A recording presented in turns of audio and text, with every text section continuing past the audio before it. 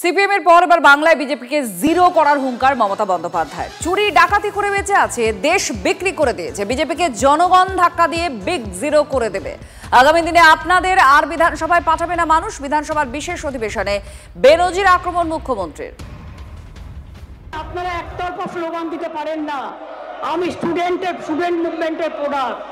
আমি যখন স্লোগান দেব সবকটা মুখে লুকোপ্লাস্টার লাগিয়ে বসে থাকবেন।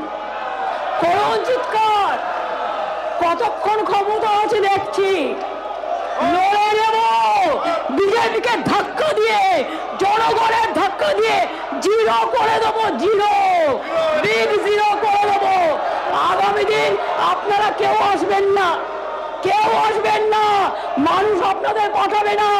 আপনারা বাংলা বিরোধী, আপনারা ডাকাতদের সরকার, আপনারা বাংলা বিরোধী, আপনাদের নেতারা চোর, আপনারা চোর। চুরি ডাকাতি করে আপনারা বেঁচে আছেন, দেশটাকে বিক্রি করে দিয়েছেন।